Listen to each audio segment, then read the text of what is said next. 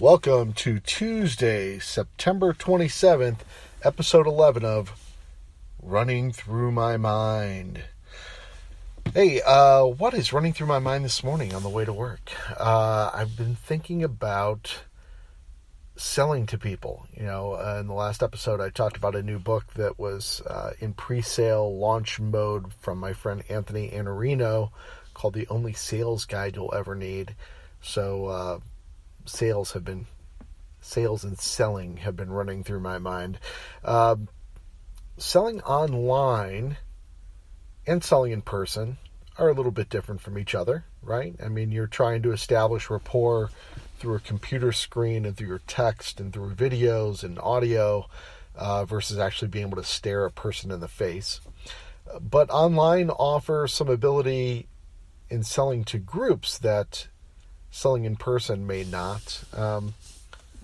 Your goal whenever you're meeting an individual is to form a personal connection. That's easier to do one-to-one when you're meeting in real life. People have been known to sell from the front of rooms. There are a lot of seminars and events out there where people sell from the stage, and their goal is to create a connection with the people in the audience, but it's a much broader connection. You don't really have that one-to-one ability. They're in the room to hear you speak, and frequently you're just pitching them from the front of the room, depending on who you're talking to. The best speakers always make a connection from the front of the room, continue it one-to-one after their conversation is ended, and then if there's an opportunity to help someone own something you've produced, then you can bring it up rather than starting it as a sales conversation from the beginning. But it's tougher selling a group. I think it's tougher selling a group of people rather than an individual. You definitely get a chance to talk to an individual, discover what their unique buying motives are versus trying to, just kind of convince an entire room full of people.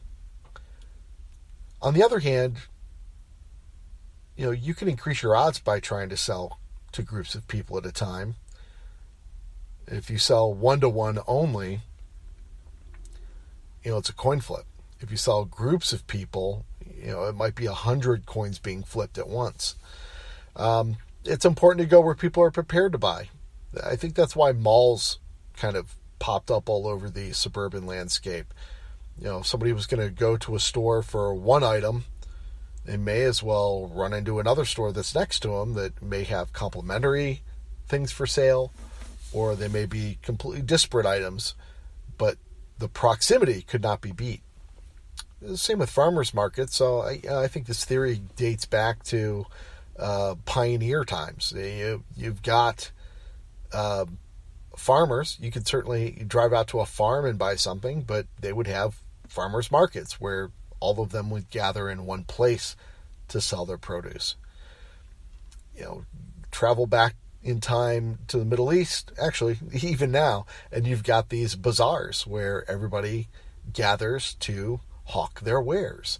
And people know when they go there, they're going to get a good deal because there's so much other competition there.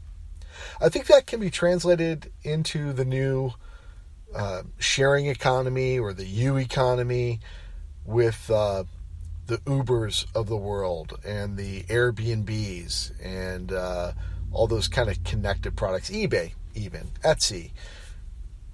You could certainly sell your craft projects, your artwork, your sports collectibles. You could offer personal driving services from your own website. That's definitely something that you could do, and you could market the website and try and get a bunch of people to go to your website and hopefully sell some of them.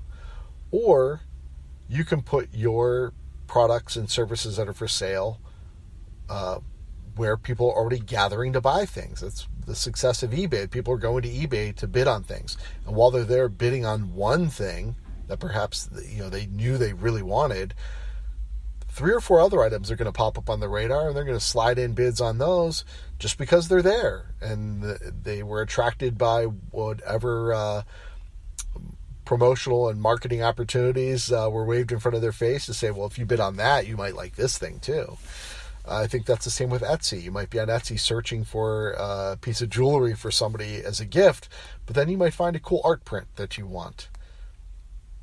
The strength of putting your wares out there where other people are shopping can't be beat, especially if you can put them in more than one place at a time.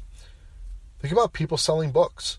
Absolutely. As an author, I want to sell my book from my website.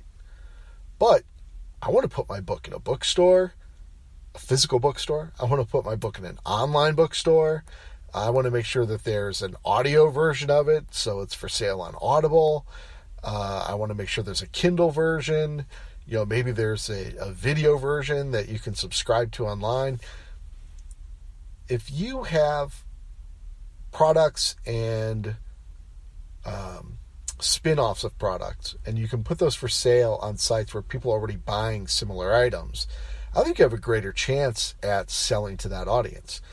If I have an apartment that I want to rent out on the weekends to people, I can put an ad in Craigslist. I can buy a traditional ad in the classifieds. I can put up an individual website for it.